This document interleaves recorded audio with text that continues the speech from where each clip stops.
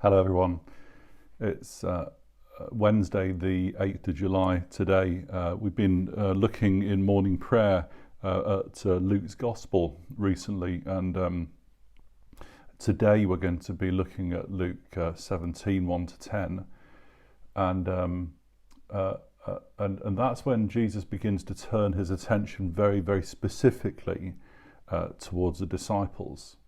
Before that, it's been shared amongst crowds, tax collectors, sinners, Pharisees, teachers of the law, and the disciples. And there seems to be kind of much more of a focus onto the disciples at this point.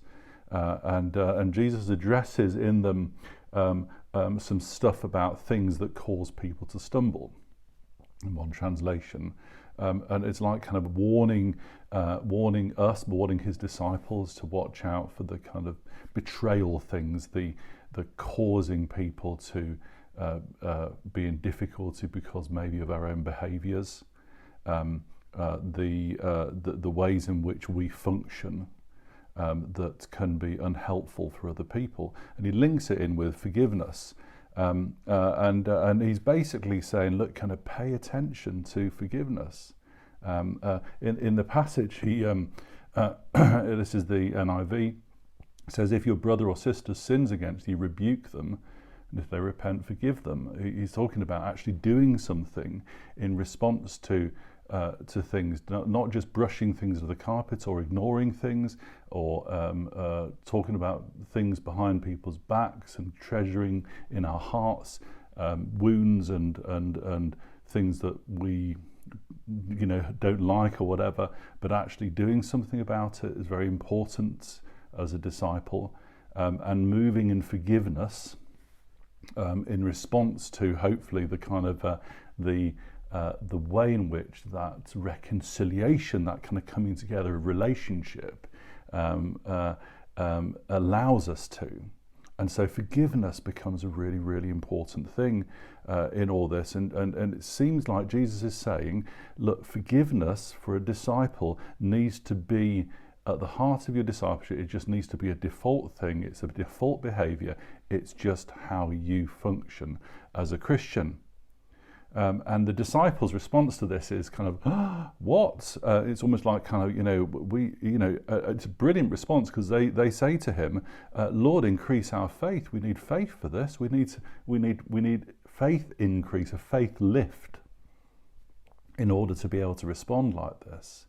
And that's brilliant, because disciples are those who are able to respond in these kind of very challenging ways, in these ways that Jesus sets out, because they have faith. If you don't have faith, you're going to struggle. And so we want to ask the Lord to keep increasing our faith. Somebody writing about this passage said, the problem with unfaithful living is a lack of living faith. The problem with unfaithful living is a lack of living faith. Living faith is faith that's lived out in forgiving others, in receiving increases of faith, keep going after the increase of faith in our lives. And that means that we're able to live faithfully, and that means we're able to forgive others, to keep forgiving and keep going down that path of forgiveness, which is very challenging and very difficult for us, and to just kind of keep going. And there's this other thought that I've got in relation to this, which is that there's no extra reward in heaven for us if we've been forgiving of others. I think that's what this passage says. Nearer to the end, it's like, just because you've done a great job in forgiving someone else and being in a reconciled relationship with other people, won't earn you extra brownie points in heaven, won't earn you a bigger room in the Father's house, a higher status or anything like that, because forgiveness is the basic default behavior of a disciple, a follower of Jesus.